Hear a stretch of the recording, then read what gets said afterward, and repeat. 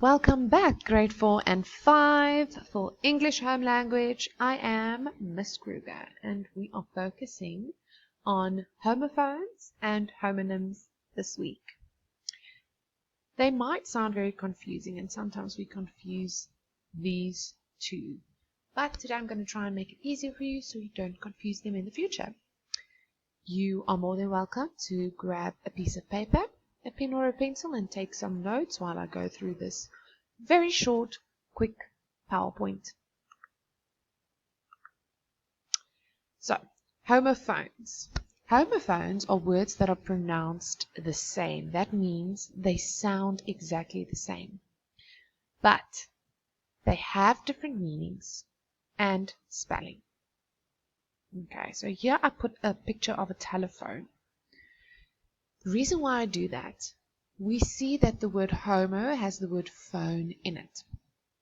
So if you think of the generic way that a telephone rings, it goes ring, ring, ring, ring. It sounds exactly the same. So, a homophone, you think of a phone that rings, sound, ringing is a sound, sounds the same. That's how I remember that. But they might sound the same, but they have different meanings and spelling. Here are examples of homophones. So I am going to give 2 examples and then I'm just going to give a list of other examples. So firstly, here on the left side we see the word no, N-O. Do you see it spelled just N-O? So that means this is used to give a negative response. So your mom asks you, do you want to play outside now? And then you can say, no, Mom, I want to play outside a little bit later, or whatever the case might be. So this no is used as a noun. Okay. Then we have the word no, spelled K-N-O-W. But let me read the first one. No. No. What? They sound exactly the same.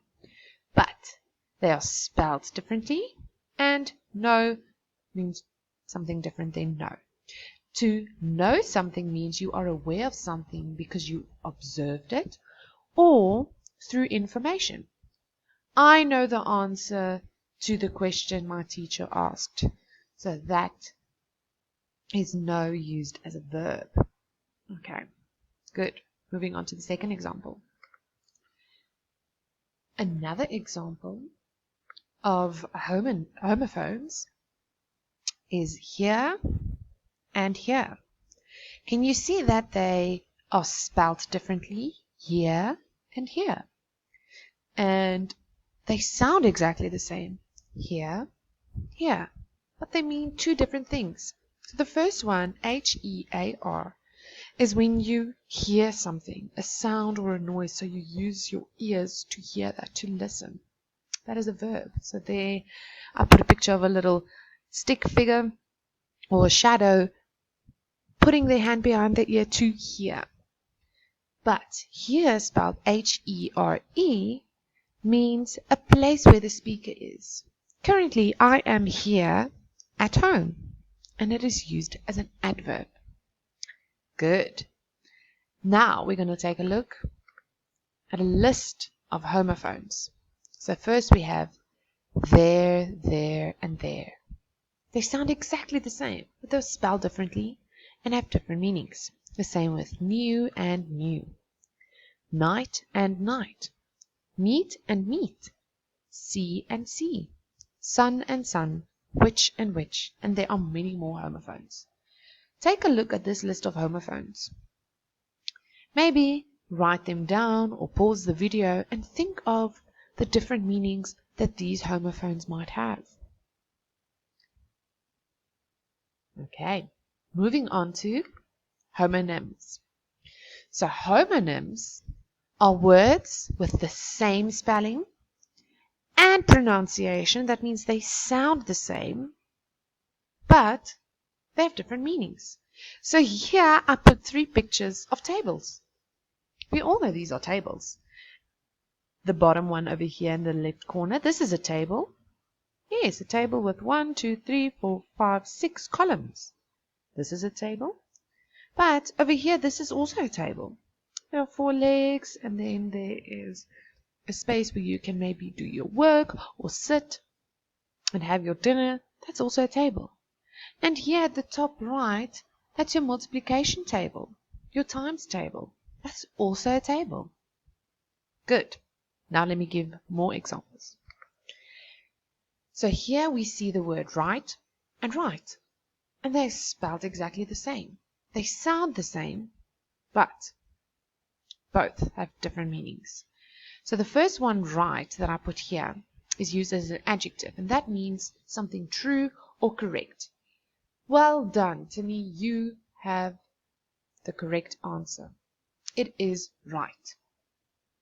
Do you see what I mean with right? It's true or correct. Then we have right, which is the opposite of left, and it indicates in direction. It is used as a verb. When you get at the robot, turn right.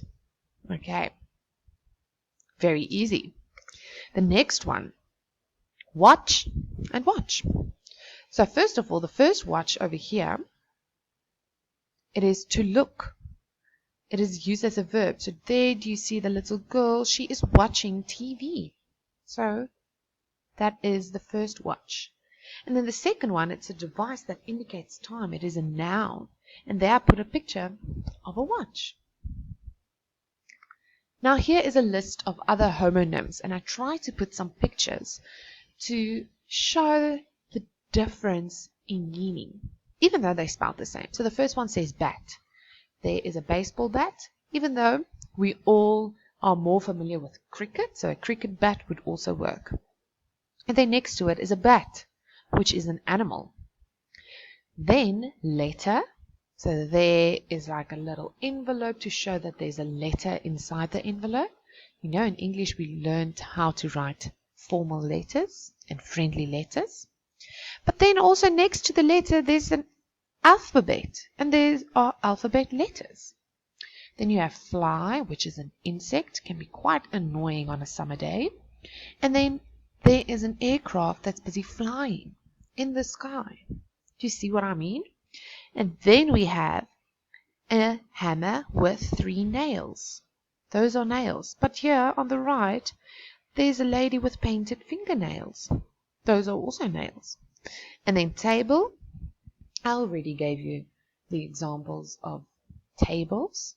And kind. So kind, I didn't put a picture because kind can mean you are friendly and you are thoughtful. But kind can also mean type. What kind of animal is that? Do you understand what I'm saying? And there are many more homonyms. Try and think of some. And you must have a great week. Remember, Jesus loves you. And there's just a picture of Miss Kruger to show that I am still alive, I am still here, and I am still ready to help you through English. Thank you for watching. Until next time.